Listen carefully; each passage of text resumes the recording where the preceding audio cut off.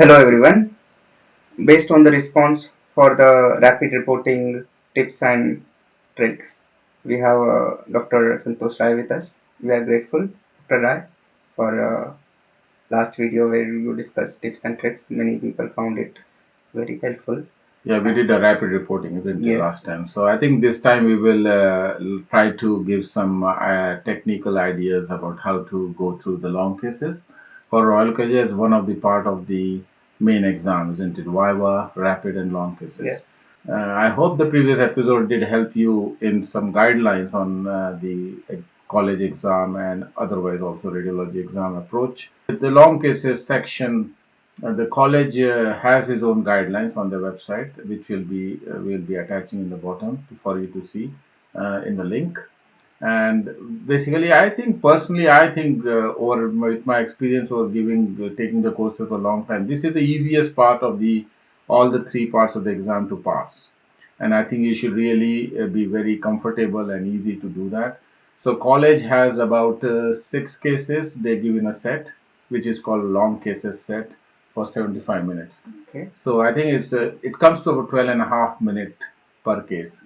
So the cases could be a single modality or multiple modality. It could be even a plain X-ray, or it could be like X-ray, CT, ultrasound, nuclear medicine, like maximum four modalities. In breast, it could be mammogram and ultrasound and MRI.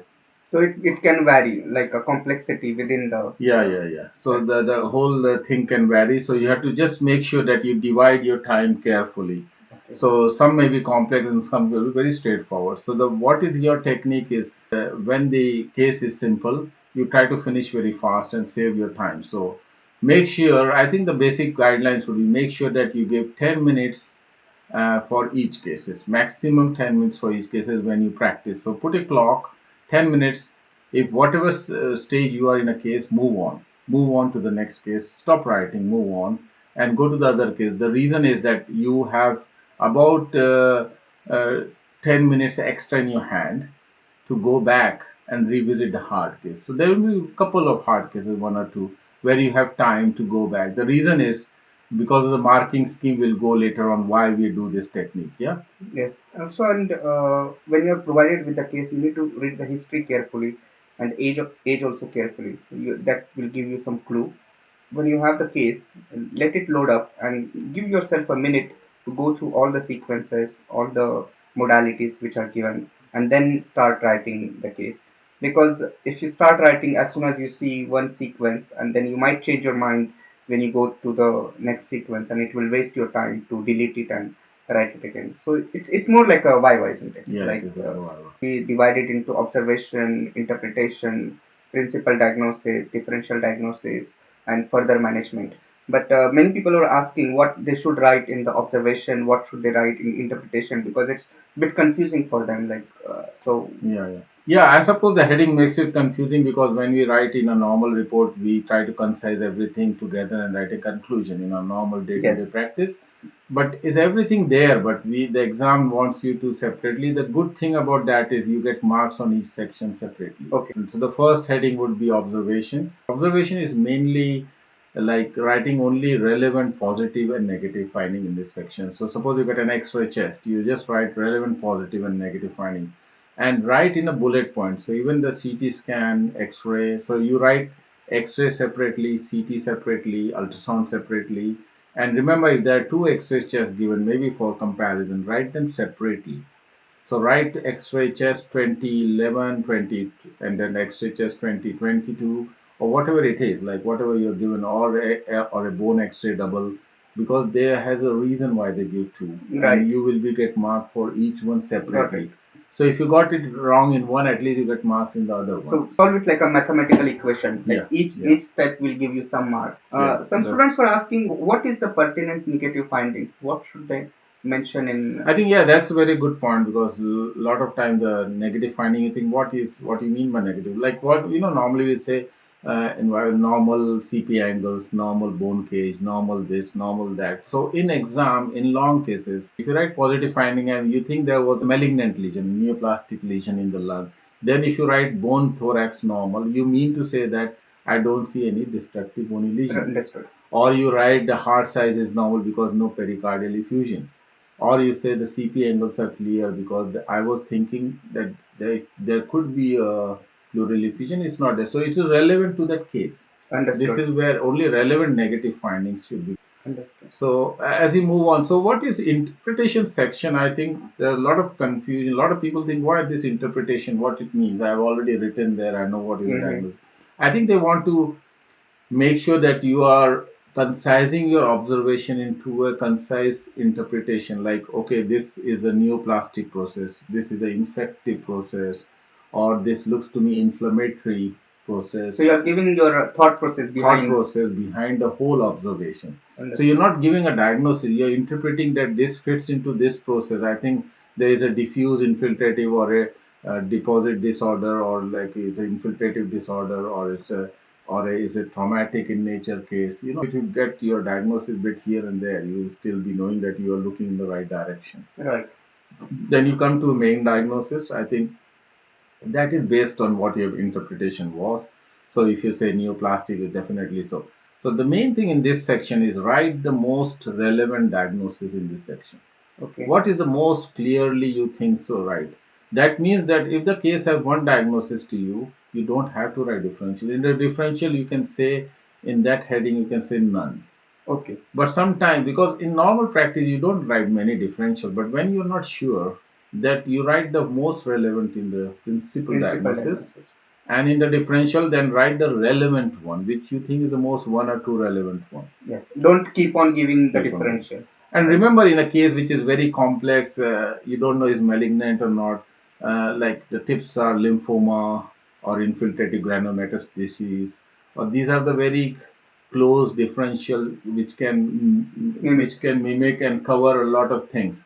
So where it's very difficult case, but write only relevant differential diagnosis. Some students, when I see their long case submission forms, usually most of them just mention MDT in further management. Yeah, yeah. Further management is a section where you're getting brownie points now. So right beyond MDT, because MDT is a very MDT is multidisciplinary meeting. Oh, I'll go and discuss in chest Okay. MDT or neuro MDT or infectious disease. That's okay. That's okay. But the best thing is to write like I would like to do further investigation. If there Right. is no like MRI, would like to do MRI, which you have to have a reason for it, and then you can even write this sequence or that sequence if you want to, or biopsies in a case like I would go for a biopsy in this case, or any further biochemical test, even like for myelomas and all, M band protein, other things like that, or in that very Right. specific to that particular diagnosis. It gives you like the thing very well, Right. and genetic screening in relevant cases, Understood. not in all. So this is where the brownie points come. Practice and learn the most common cases. Read all phacomatoses. It is common to get one of them in the set, and marking is only on the case attempted. So if you do not attempt, you may not be marked in that case. So do not give up on any case. And Dr. Rai will explain how the Royal College marking scheme works now. The college marking scheme, which you can see on the screen attached now, it gives you a clear indication what is a close marking system, and you are striving to get 6 at least in all the cases. Yeah. So the RCR college guidelines are very clearly written there, that if you don't answer anything, you get a 3 marks, and if you answer which is extremely perfect and extremely clear and you get 8 marks, which you achieve if you get in one cases out of the 6. It's very good, because the average mark is 34.5 to 37, which comes to about 5.75 to 6.